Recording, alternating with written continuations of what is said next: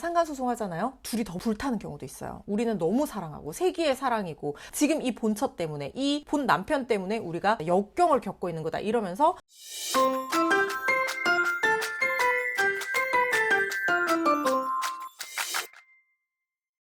안녕하세요. 알려주고 파헤쳐주는 알파 변호사 허주연입니다. 최근에 상담했던 사례가 있어요.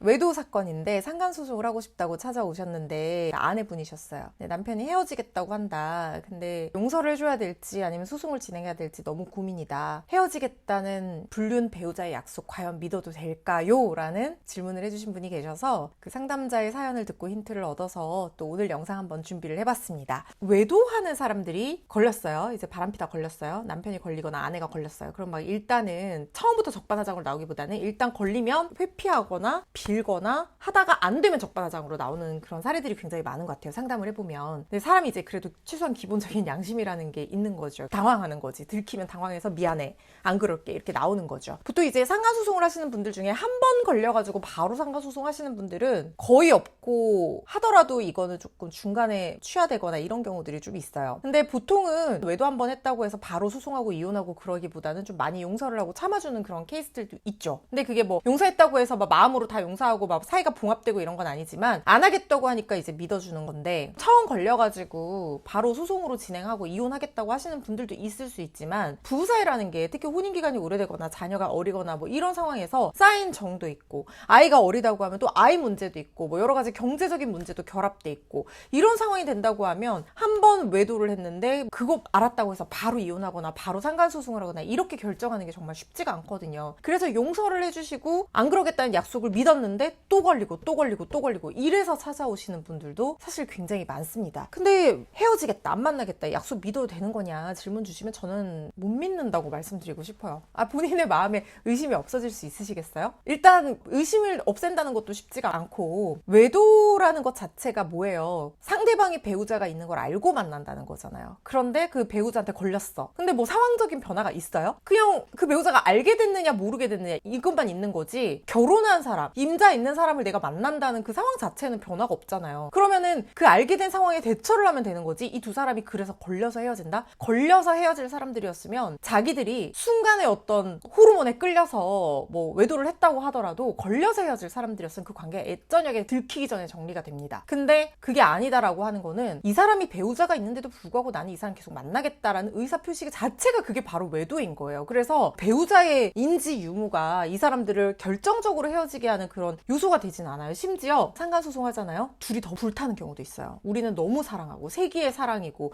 우리 정말 운명적인 만남인데 타이밍이 맞지 않아서 이 사람이 먼저 결혼했던 것 뿐인데 지금 이 본처 때문에 이 본 남편 때문에 우리가 장애를 겪고 있는 거다. 역경을 겪고 있는 거다. 이러면서 자기들끼리 막 싸웠다가 막 더 불타올라가지고 다시 붙었다가 막 난리를 쳐요. 그런 경우들도 있습니다. 그리고 소송에서 위자료 물어주고 그리고 또 만나는 경우도 있어요. 그런 경우들도 되게 많아요. 이게 헤어진다고 해서 그 약속을 고지고대로 믿으셔서는 안 될 것 같습니다. 물론 헤어지겠다고 해서 진짜 안 만나는 경우도 있을 수 있죠. 뭐 있을 수 있습니다. 그렇지만 저는 별로 신뢰가 가지는 않는 약속인 것 같아요. 헤어지겠다.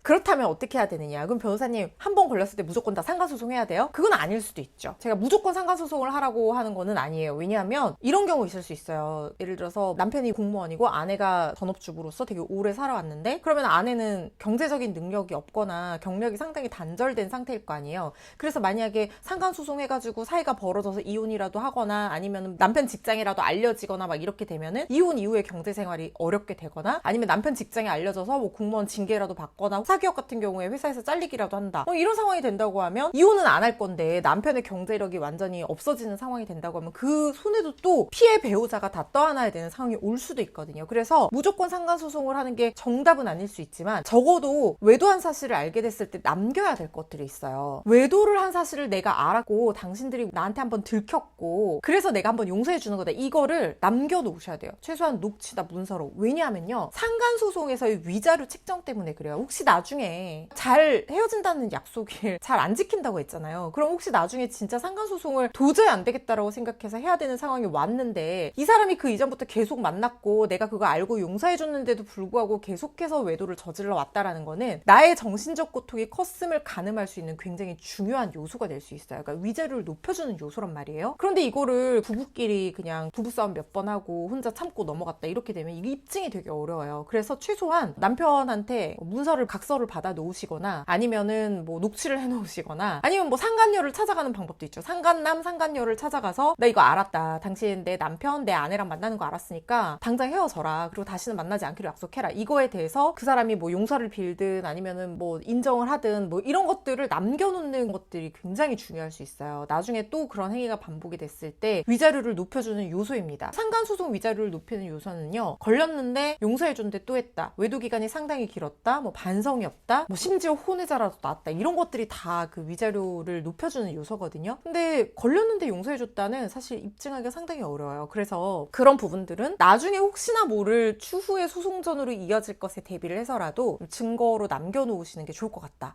이런 생각이 듭니다. 오늘도 유익하셨다면 댓글, 좋아요, 알림 설정, 구독 버튼 눌러주세요. 알파 변호사였습니다. 감사합니다.